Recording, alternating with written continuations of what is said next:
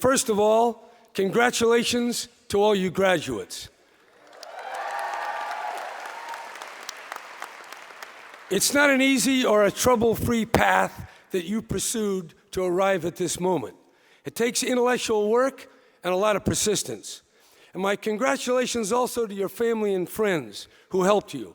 No one does it alone. I can remember my own graduation 52 years ago. It took place on the field in Memorial Stadium on just as beautiful a day. Clark Kerr was president of the university, and my father, who was governor, stood next to him. I don't recall what anyone said, but I did feel some unease as my father began his short talk. At that point in my life, my head was full of clean abstractions, and political talk sounded a bit discordant, a little too obvious. And it was kind of embarrassing that my father was handing me my degree. Now, somebody asked, why is it embarrassing? Well, the truth is that no one knew I was the son of the governor until I graduated. And by the way, he wasn't that popular at that moment in time. You know, you go up and down in the political process. Later, as I walked for the last time through the campus, I looked around at the buildings and the vast spaces, the view of the bay and the Golden Gate Bridge. I felt a real sense of loss. I knew that a very special time in my life was over. I didn't know then how many more adventures and surprises were yet to come. It's good that you took political science because politics and the political are desperately in need of fresh minds. Minds that actually understand some science, that appreciate knowledge and clear thinking. My degree was in Latin and Greek, but I did take one political science course, 116B, the second semester of Sheldon Wolin's political theory class. Another one of his students, a little later, Professor Wendy Brown, is the person who asked, she's the one who asked me to join you today, probably because she knows I like political theory. It's more coherent than political practice. President Wolin wrote a book that was published in 1970. It was called The Berkeley Rebellion and Beyond, Essays on Politics and Education in the Technological Society. I want to quote from the introduction. Keep in mind, these words were written more than 40 years ago. I quote, "The campuses are disturbed because its society itself is in profound crisis. It is a crisis of both values and power. America's success in pursuing certain means has become America's failure. Having become the richest and most powerful nation in history, we can begin to see our poverty and weakness. Ours is also a crisis of power, in which the mightiest nation in the world, having passed some fatal limit, now watches its power grow ever less effectual in coping with the human environment and ever more destructive in dealing with the natural environment." That's the end of the quote. Now, when he said that, we were using typewriters. In the 1960s and 70s, the politics on and off the campus were raucous, with civil rights and fierce opposition to the war in Vietnam.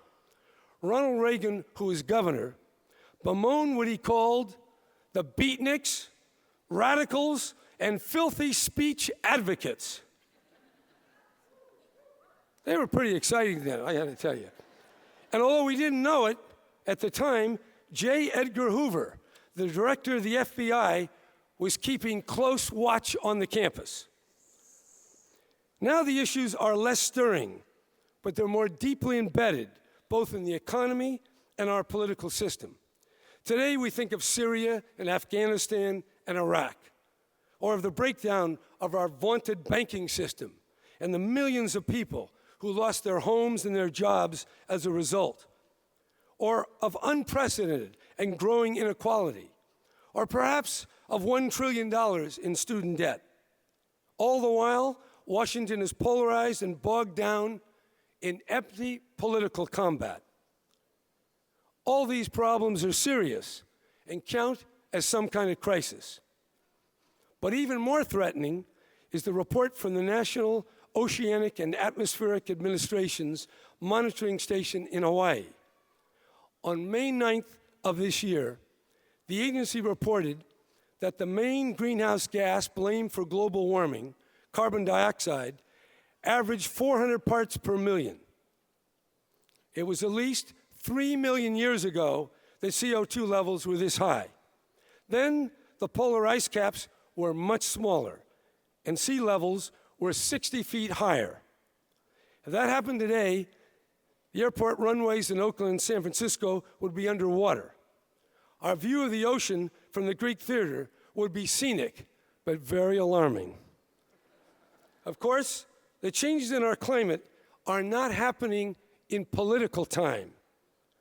By Twitter standards, the pace is very slow, but inexorable, and most troubling, soon to be irreversible. That's the world you face, but you have the skills and the knowledge and a sense of the good. You can make change. Soon you'll go into business or government or academia or perhaps a nonprofit. Many have told you, get ready for the pressures of the marketplace, for global competition. I tell you, get ready to be an active citizen.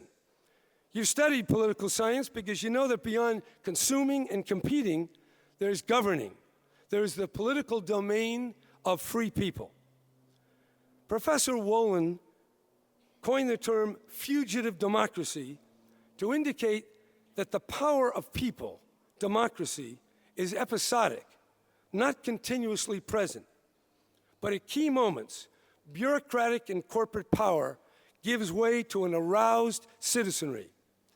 Look how the hostility to immigrants, expressed in the passage of Proposition 187 in 1994, gave to what is now a majority in California who support immigration reform. Today in Washington, key Republicans and Democratic leaders are working to fashion real changes in our immigration laws. Obviously, they saw the power of Latinos in recent elections, but they're also moved by the actions of energized people all across the country. The dreamers, they also had a huge impact. Another example, for years, the state of California was spending more than it collected in taxes, till it was forced to finally cut back. For the university, this meant tuition increases every year. But then, 1 million Californians signed petitions to place Proposition 30 on the ballot. Despite the pundits and their predictions of defeat, Proposition 30 passed with 55% of the vote. You helped make that happen, as did so many others in colleges and schools across the state. And lo and behold, you can applaud for that. That's worth applauding.